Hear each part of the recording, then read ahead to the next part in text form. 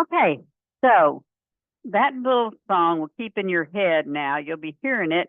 You'll be thinking, I believe Dr. Martinez played that song because that's what you'll be hearing probably every time you're sitting not thinking about anything, that price, product, place, promotion.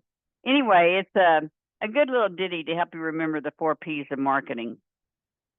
Okay, so what we're going to do today, again, we're going to look at PowerPoint, and then I'm going to assign you to your groups, and I'm going to give you all time to work with your groups. And what we're going to do though is you're going to choose the social media that you want your group to do your first project with, and I'll talk a little bit more about that after we finish going over the PowerPoints. Okay.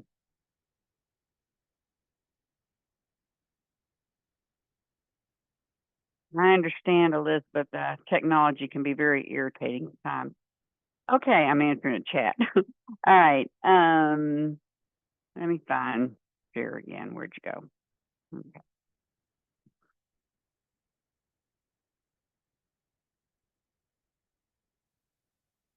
Okay, so let me get to the right spot here.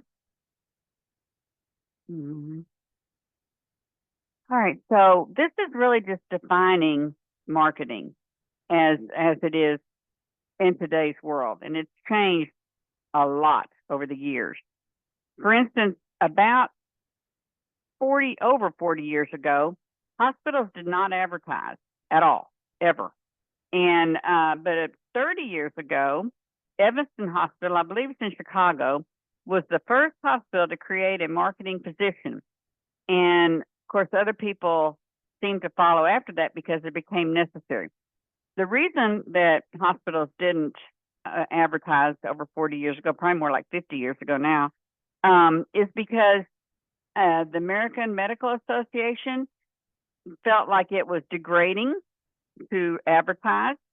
And so their thoughts on it were, their rule on it, or their recommendation on it, however you want to put it, they were like, hospitals, medical facilities, doctors are learned professions. And so that being the case, you should not have to advertise. If you go to advertise, it cheapens your skill set. Well, in those years, the way it worked was that hospitals didn't typically have their own staff. They didn't have their own doctors, their own surgeons, all the people that you see now that are associated with the hospitals. What happened was that you went to doctors, independent doctors that were outside the hospital, and wherever that doctor had a right to practice in the hospital, that's where he would treat you. So it was no good for the hospitals to advertise to the clients because the client or the patient really had no kind of say so in what hospital they went to. They had to go to whichever hospital that their doctor was able to practice at. So whatever kind of agreement he had. So what happened in those years was that hospitals were actually recruiting doctors. They were, giving doctors all kinds of things like, cruises and 2-week golf vacations, and they would offer them their own office space in the hospital. All these different things that would entice the doctors to use their hospital, because that was the hospital's only way to get customers, to get patients, would be if the doctors chose to use them, and then the doctors brought the patients with them.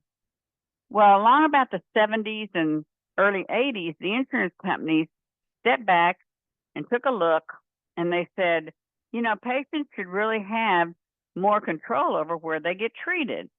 And so then became the evolution of healthcare and advertising and hospitals and all the way the whole thing was run.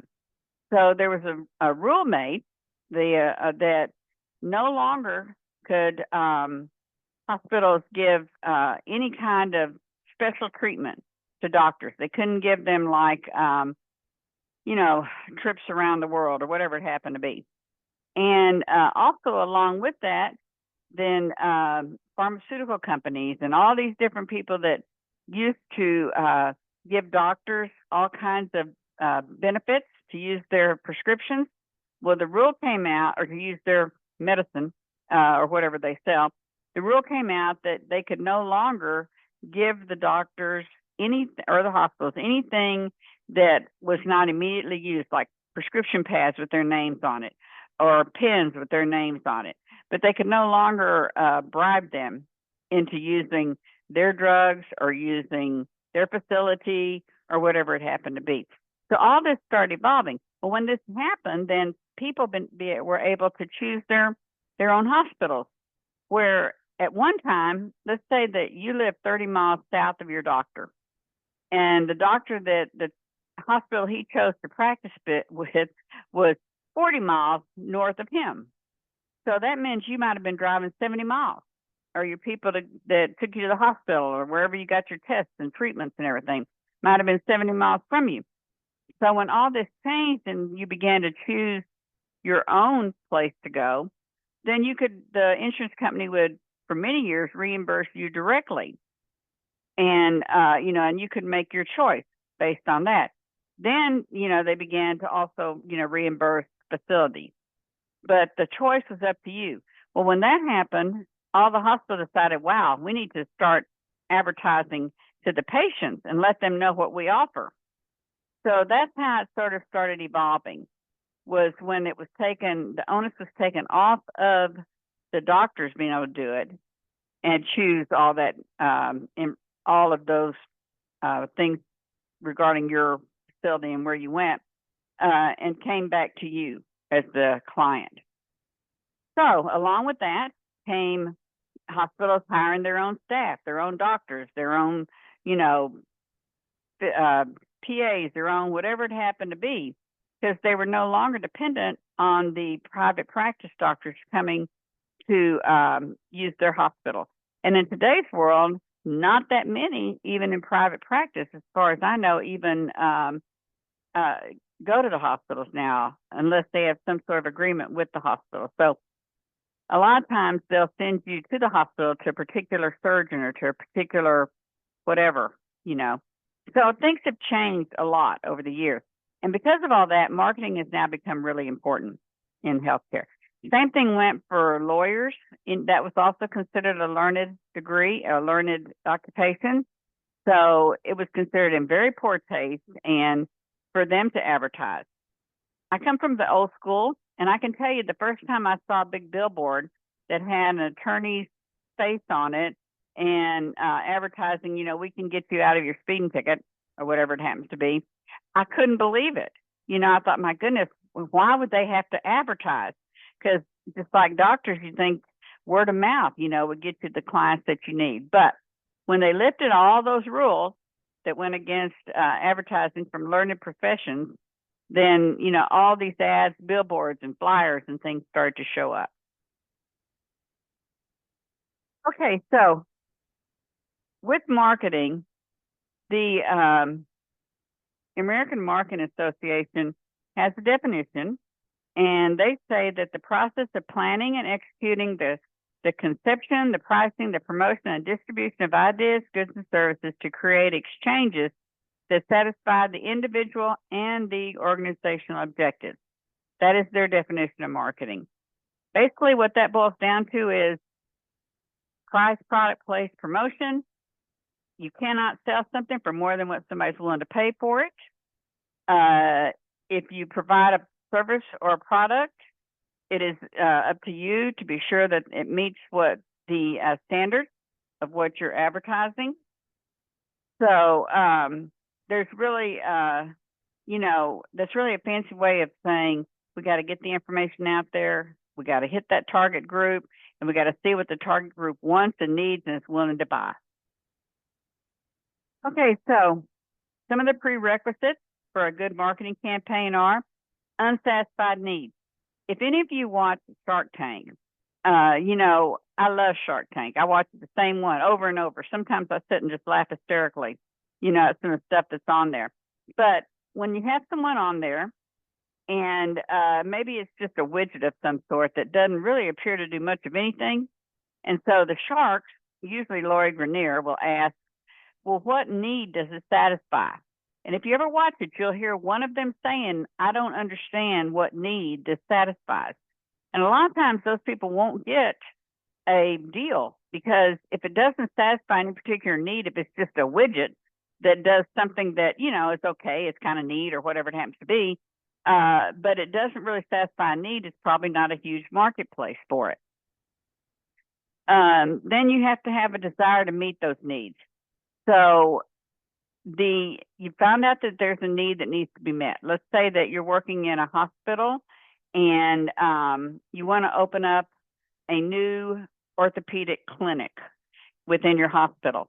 And you have sent out flyers and brochures, you've interviewed people, and you found out that there is not an orthopedic clinic within 30 miles of where you're at. So this looks like a pretty good deal. Then you find out, though, are there people in that area that would be in need of an orthopedic clinic? You know, does the target group in your area typically have that need? And if they do, then if the hospital has a desire to meet that need, then you've satisfied your next step. And then you have to have something to exchange, a means to communicate. You know, you have to have, if this need is met, what are you going to give me in return? What are you willing to pay for it? You know, what is my competition like? All those kinds of things that you have to look at.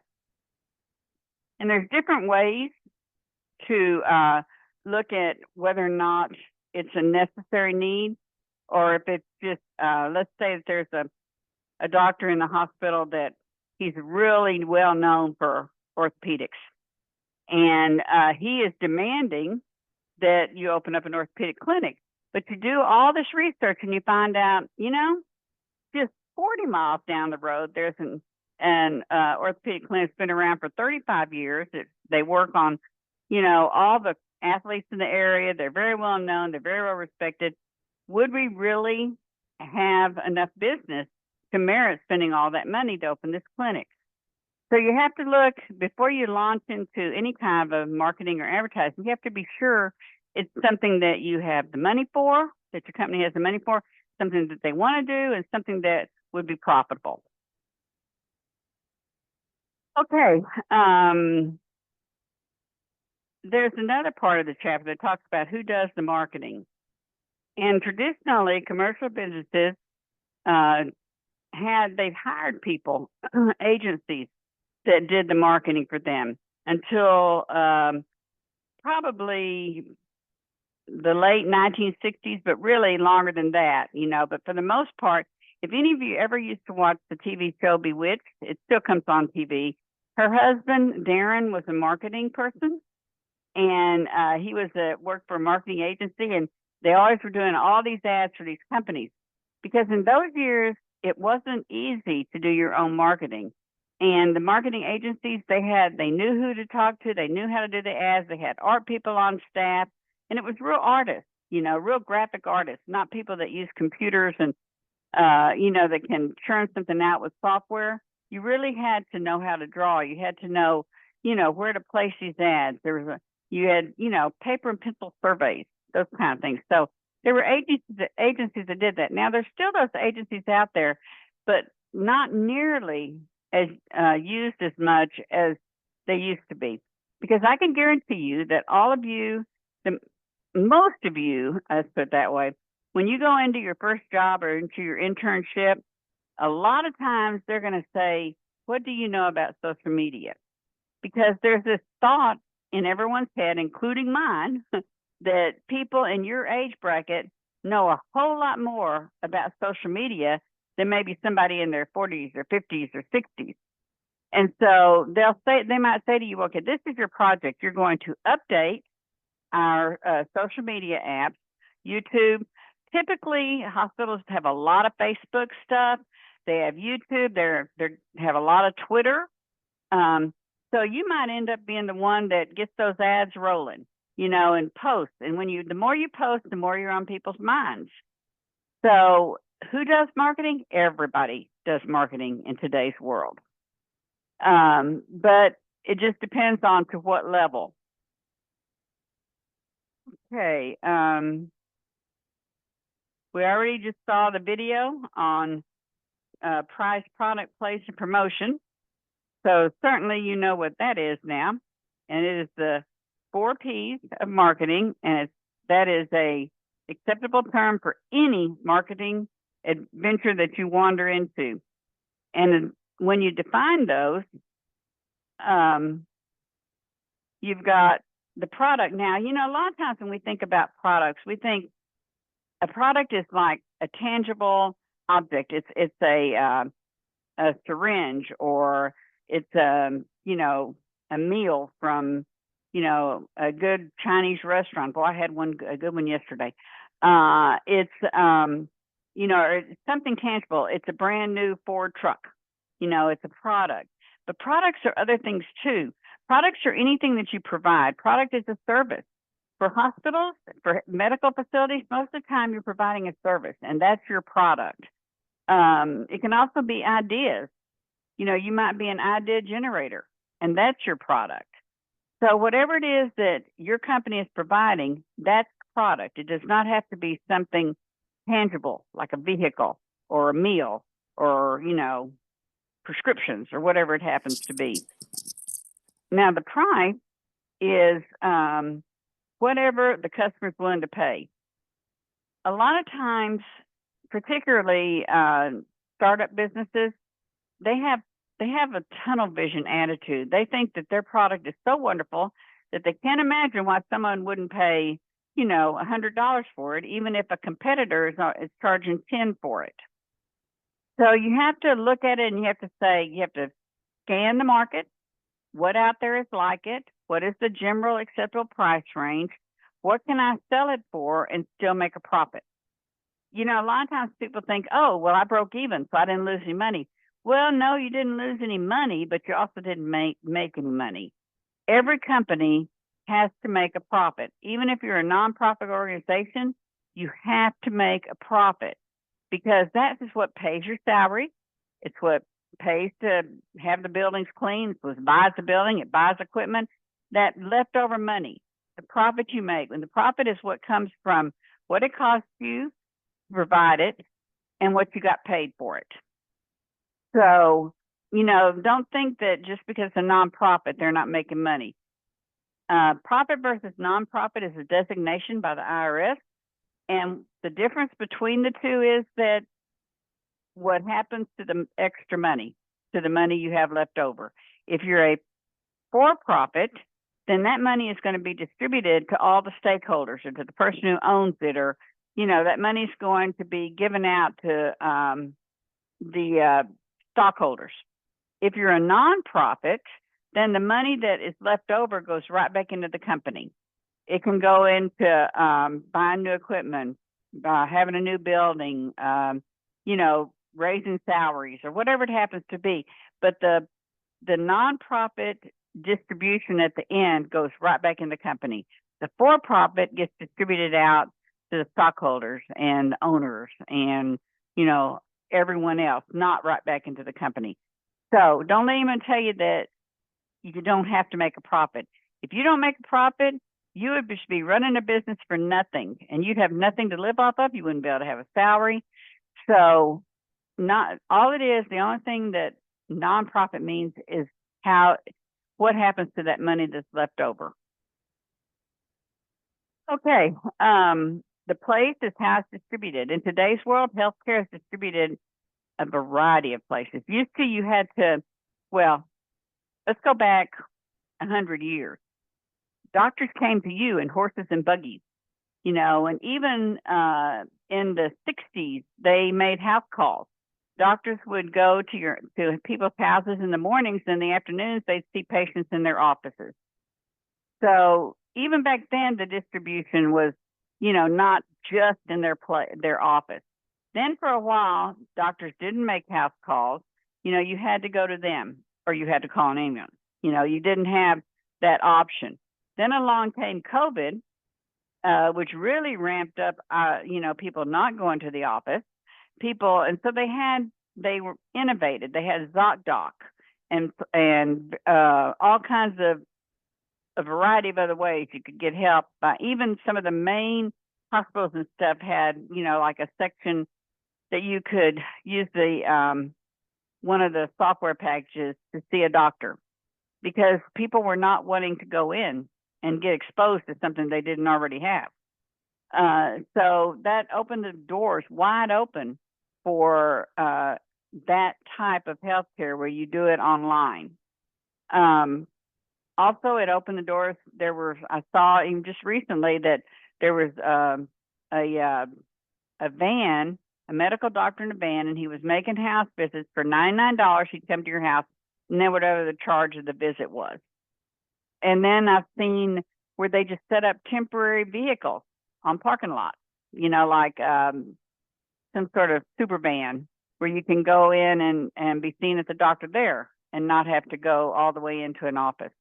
So when you're looking at the company, how are you delivering it? And there are just a variety of ways to deliver healthcare in today's world. Okay, let's move on to maybe the next page. Okay, this is always interesting to me. I always like to get people's thoughts on this. I can't see y'all, as you know, so y'all are gonna have to just kind of holler out. But there's a difference in health care between wants and needs. A need is a deficiency. It's something that you really need. You have to have it. You can't. You're sick and you need medicine or whatever it happens to be. But there's also wants in healthcare. So who can give me an example of what you think would be a want in healthcare, not something you would absolutely have to have? And just kind of holler out, because I can't see y'all at all. Behavioral health services. That's one of them. A lot of times that is not paid for, and people kind of poo-poo it sometimes, thinking you ought to be able to take care of yourself. So yeah, that definitely could be a want. Although in some cases it probably should be a need, but it can definitely be a want. What else is a real obvious one? Look at the Hollywood Speed of stars. access. I'm sorry? Speed of access. Speed of access, yeah, and I'll tell you a little bit about that in a minute too. Cosmetic. That isn't cosmetic Plastic surgery. There you go. That's what I was looking for. How many, I cannot imagine. When I was in culture shock when I came here from Texas, because in Texas, you just don't see as many people getting plastic surgery, getting Botox. At least you didn't back when before I came here. And, but here, when I first got here, I saw people normal people that I worked with that I would not think would be going to plastic surgery, and had them on their speed dial, and and it was just here in California, it was considered, like just part of everyday living by a lot of people. If you could afford it, then, you did it. And there's like Botox, there's rounding your behind out, all kinds of things that certainly are not a need and certainly would not be paid for by insurance, but are very, very popular. And they're absolutely a want or a desire for something. And so there's a big divider there in healthcare on, between needs and wants. Now, certainly some plastic surgery is needed, like there's a lot of reconstructive surgery and those kinds of things that absolutely are necessary. But other things, and some people make a case for it, when I'm watching TV, for example, on the women, particularly, you can't tell this much on men, I guess, but the women particularly, you can tell that they've, got Botox lips, because some of them, it's an accident. I'm sure it is, because I'm sure they didn't intend to look the way it turned out. They have like fake eyelashes that are permanently, on them. They have, all kinds of things that they feel they need because of the way of the world, that young is better, that they feel like they can't maintain the status of their position if they start to age, and they'll be replaced by a younger, better looking model, like it oftentimes happens. So, but it's still just a want. It's not a need. Okay. meeting medical needs must be our primary concern, but wants can't be, should not be ignored either. Okay, give me 1 second here and catch up on my paperwork. All right. All right.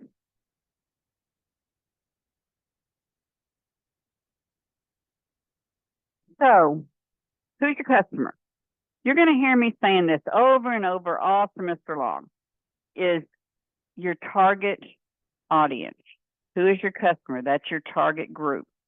And that it's very important that you figure out who your customer is, because there's not that much money sometimes available for, marketing. So you sure don't want to waste the money by marketing to the wrong area.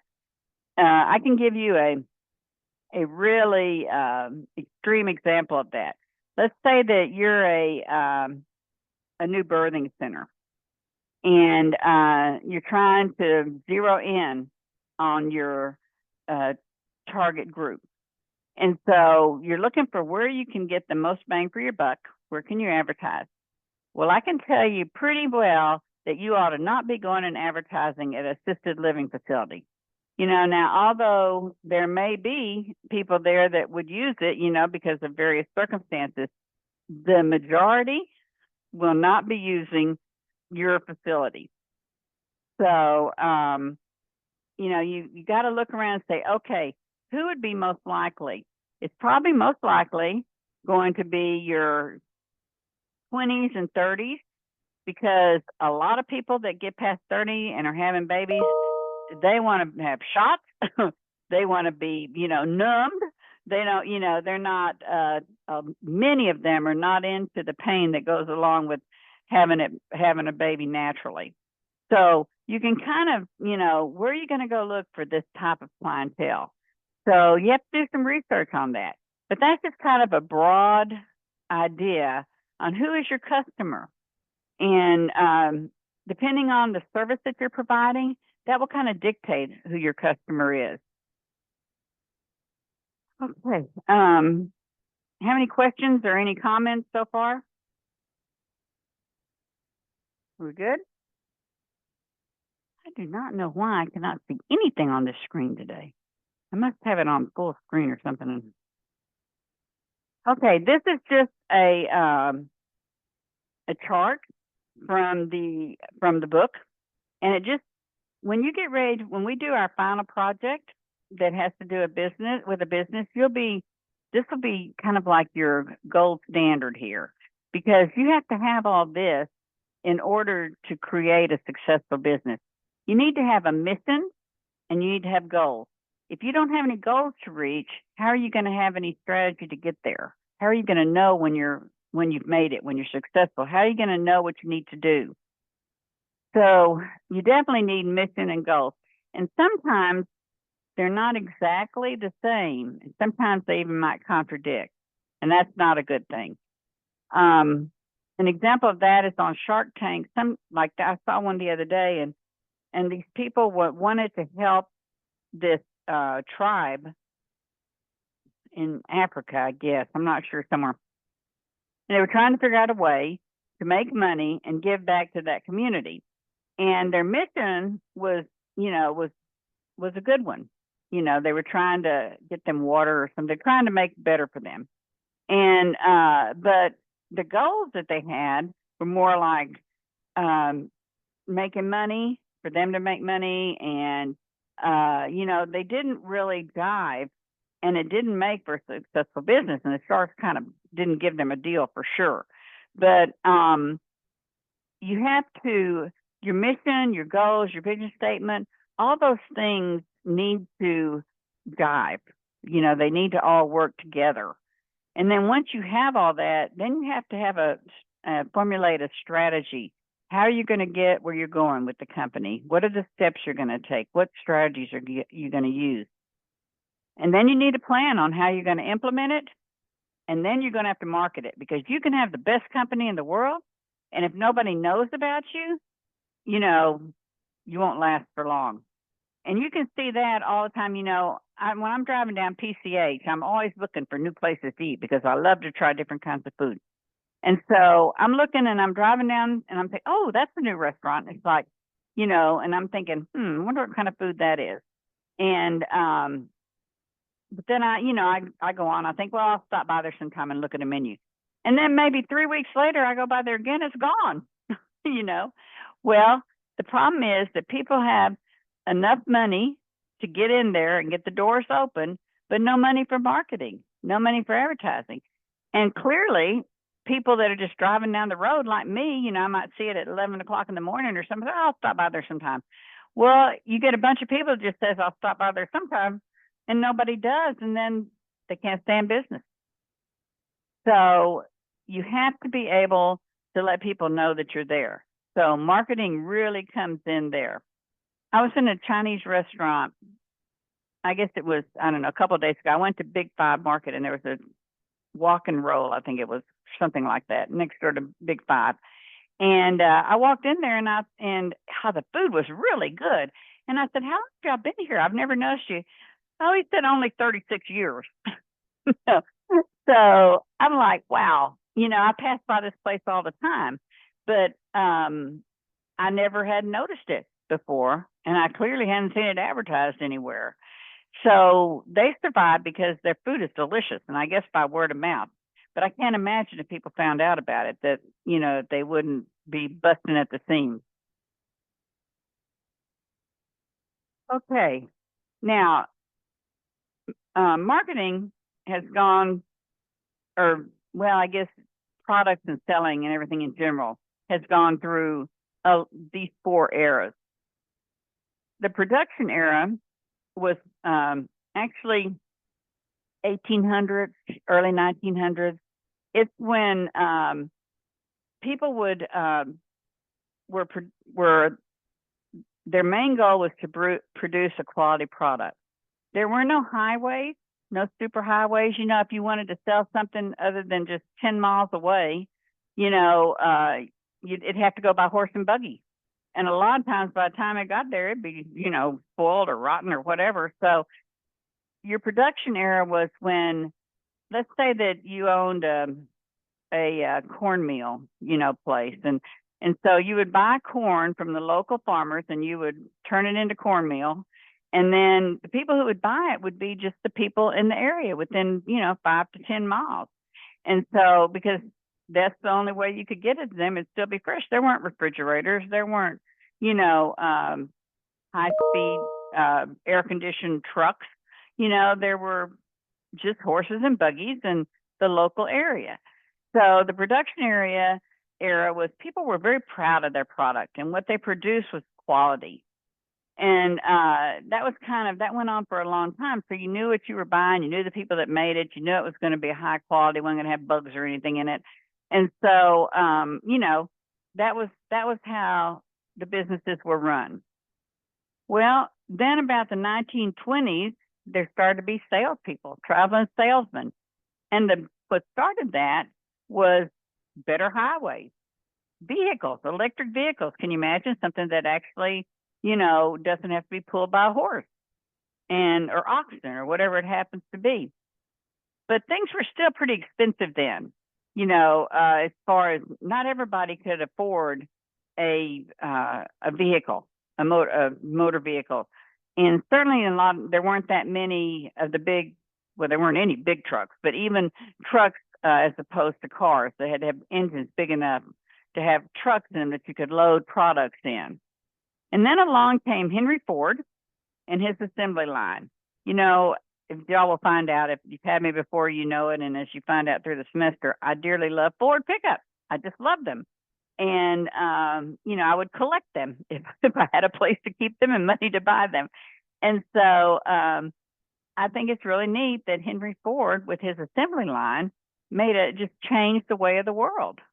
And the way that cars were made originally, they were very expensive and only the very elite could afford them. And, but what was done is that they'd have a group of 5 or 6 people and they would build that whole car from start to finish. So obviously the quality of the vehicle was better. And the reason it was better is because there were 5 people that were responsible for that car from start to finish. So if there was something wrong with that car, you knew who did it. But then the assembly line came along, and instead of churning out 1 car a week, they were churning out, 100 a day. And the way the assembly line worked was they would have one group that was really good at, putting on the tires, and another group that was good at painting the panels, and another group that was good at, the engines or whatever it happened to be. So there was a whole lot of people involved in making every vehicle. So at the end of the line, if there was something wrong with it, you really couldn't pinpoint who did it. So, the quality kind of dropped a little bit, but they could churn those cars out, and the average person could afford a vehicle. So that meant, that they had trucks also that could transport goods. Traveling salesman has cars they could drive instead of having a horse and buggy or riding on a bus or whatever it happened to be. So that started the era of marketing and sales. And I'm going to tell you just a little side thing that I think is real funny that I read one day.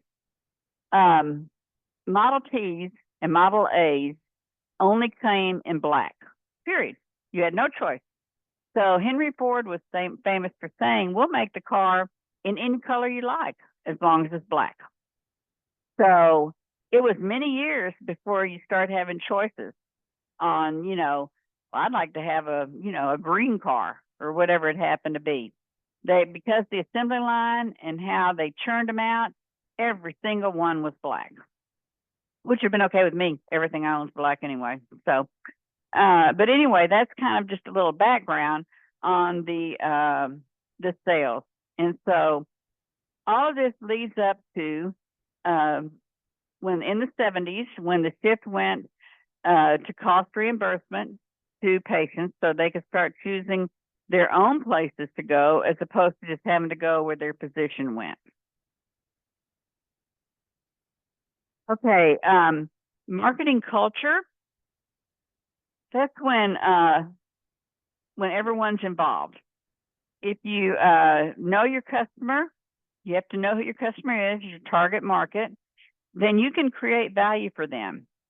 Just because you think a widget is wonderful, it doesn't mean your potential customer is going to think it's wonderful. You have to figure out what it is that your customer wants and is willing to pay for. And sometimes there just may not be anything that would make somebody buy something. And I can give you an example of that. For me is I can be driving down the road, and if I see a lot full of trucks of every variety, I'm going to probably slow down and look. But if I pass by a Porsche or a Ferrari or anything like that, I probably even notice they're there. And if I do, I just kind of, oh, well, and I keep on going. Does not attract me at all. So it wouldn't matter what one of those companies did to advertise to me. It wouldn't make a difference, So it's all about your customer base and what is it that they want, and then you have to create the value for them. You also have to be sure that you recognize the strengths and weaknesses of your competitors, because sometimes people that own companies have tunnel vision. They can only see the good of their product and don't understand why anybody wouldn't see that it's so much better than their competitor. It's kind of like parents with their kids. A lot of times, and it's great that you love your kids and you're proud of them, but a lot of times you can't see that, everybody has strengths and weaknesses. And sometimes you get yourself set up for failure because you're not looking at the competition and not accounting for it. Maybe they say, oh, well, my kid is really smart and they're going to get into Harvard. Harvard's going to be glad to have them. But they haven't looked and seen that on the SAT, the average SAT for Harvard is 1,600, and maybe their kid has 1,200.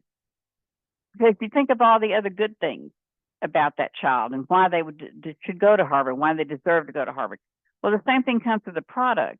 Your product, may not do everything your competitor's product does, or it may cost a lot more. So you have to be willing to recognize the strengths in your competitors as well as the weaknesses.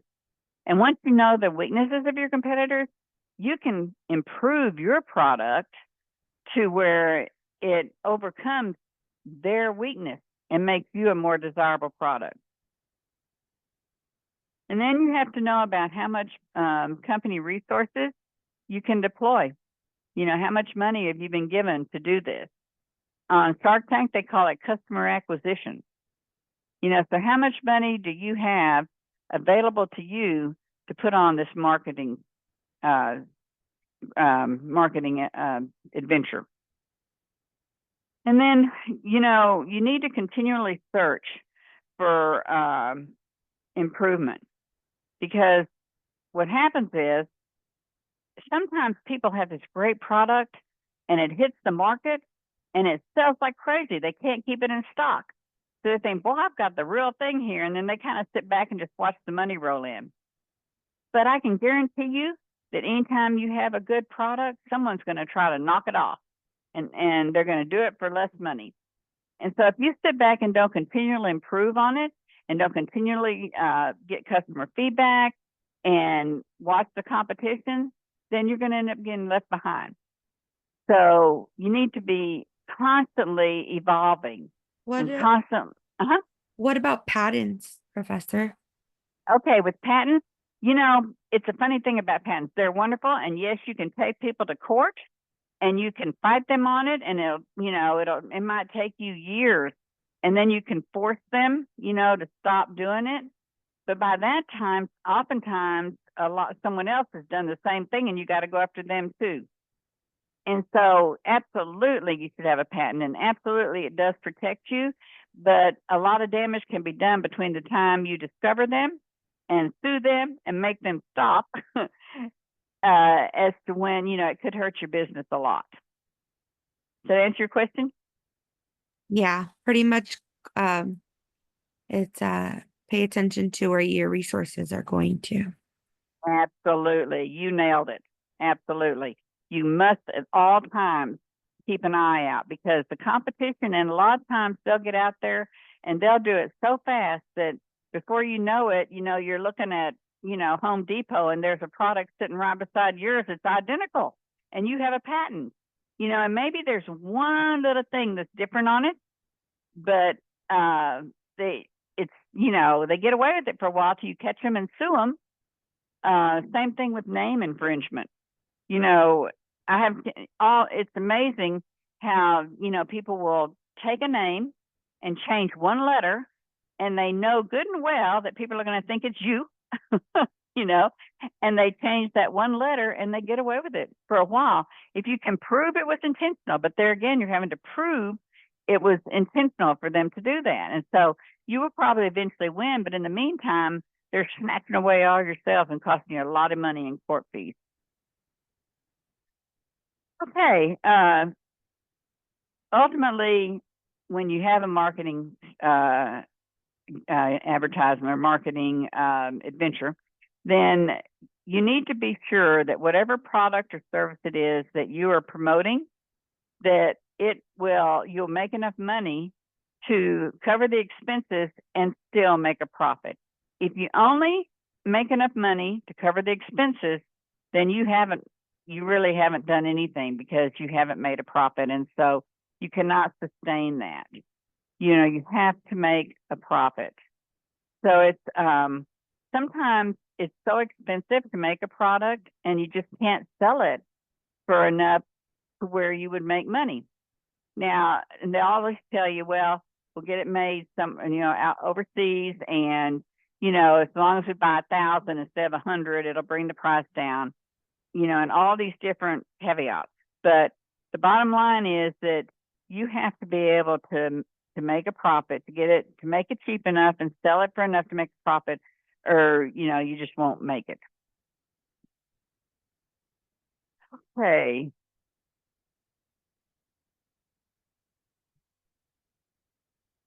Let's see. Give me a second to catch up with myself here. All right. The marketing culture is, you know, integrated across your organization. If it's not going to be successful. Everyone needs to be behind a product. And there's a number of ways to market invitation. It can be long-term, which means that you adopt a perspective that includes a continuous search for ways to add value to your product or your service. The interneutial is diffused through all levels of the organization, and everyone from the desk clerk to the maintenance staff are part of your marketing team. Everyone is on board. You know, if you have some dissenters, you know, that talk bad about you, maybe it's the staff down in the emergency room that, you know, talk bad, you know, give out bad vibes, you know, then it's not going to be very successful. So this is where you get everybody on board. Profitable, you need to be earning enough to cover long-term expenses. You need to recognize that competitors and potential competitors have strengths and weaknesses, and you need to work on and you're going to have strengths and weaknesses. So you need to capitalize on your strengths and capitalize on their weaknesses. It can be customer focused, where you have a sufficient understanding of the target and be able to create a superior value that makes them want to come back to you.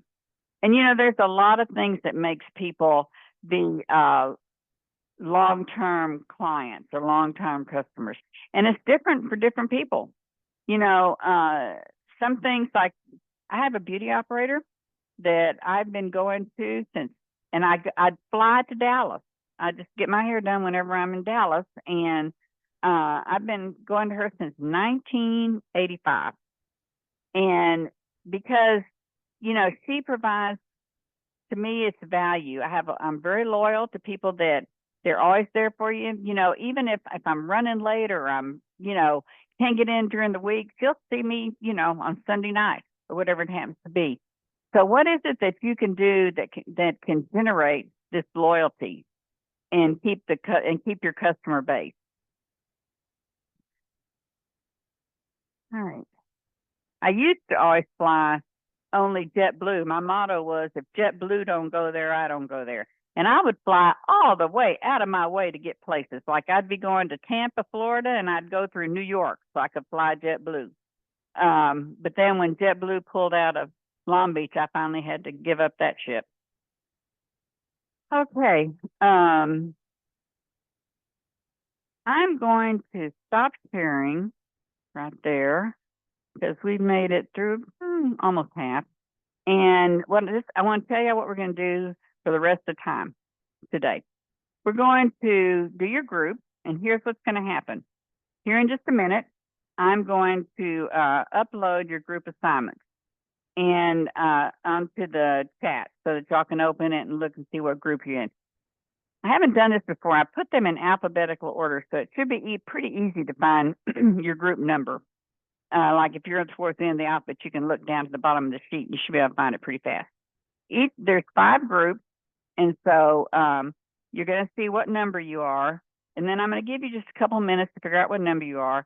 Then I'm going to open up the breakout rooms, and there'll be 5 breakout rooms, and you're going to self-select into the number of your group.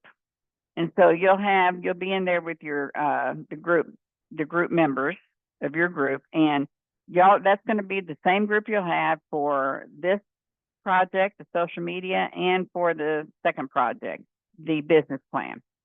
Now, here's what I want you to do. Because everybody always seems to want the same social media, I have to figure out a way to do it that is fair. So I'm not going to open the breakout room until y'all have all had time to figure out what group you're in. Then I'll open them all at once.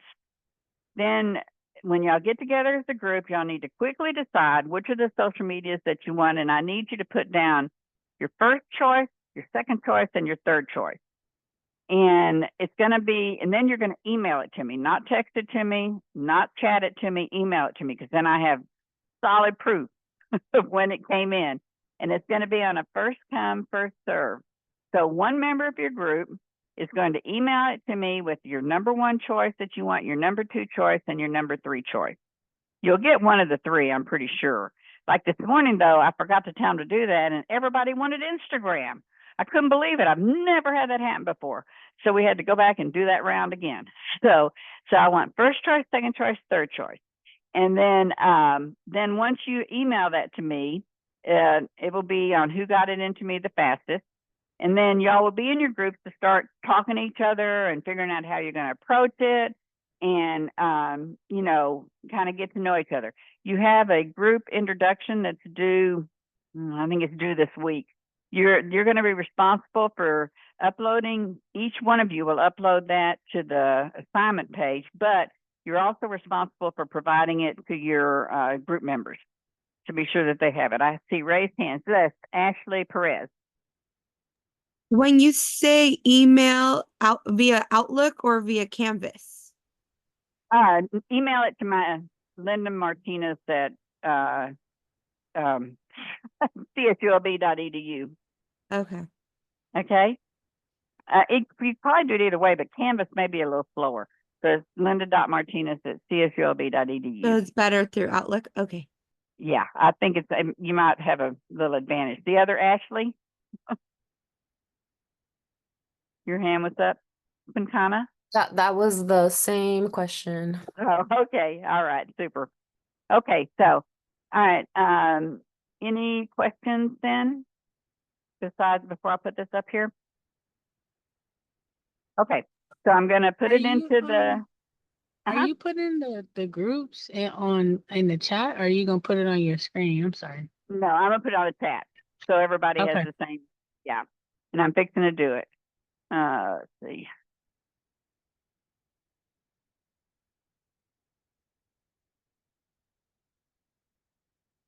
Where we at?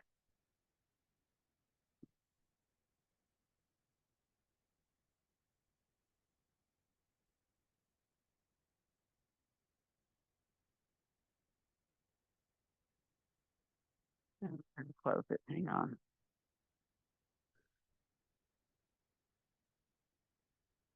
There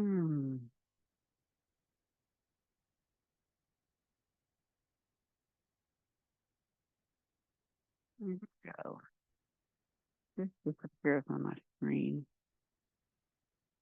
Okay, I'm now putting it out there. So y'all can, I'm going to give you about 2 minutes to figure out what group number you're in.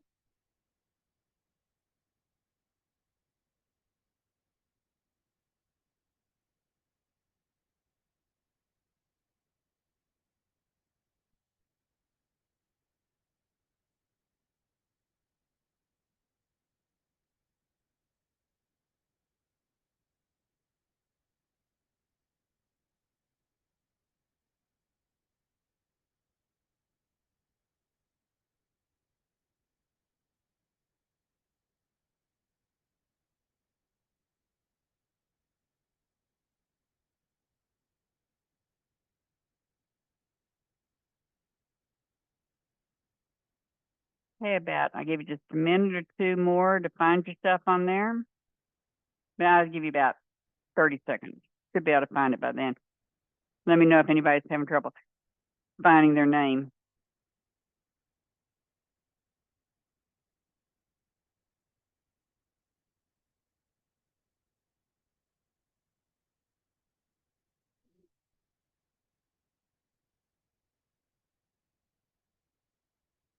Remember, one person from the group sends it to me with the first, second, and third choice. Professor, can Huh? you let me know what group I'm in because it's not opening on my end?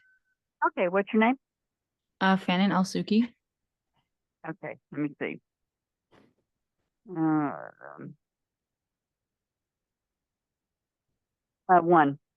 One? Okay. Uh-huh. And then do I just stay here or do I go in a Yeah, meeting? I'm fixing to open the rooms, and then when I open it, you choose breakout room 1. Okay, cool. Thank you. Yeah. Professor, I'm sorry. Uh-huh. Are we emailing you to right now, or? Yeah, as soon as y'all get in the group and make a decision.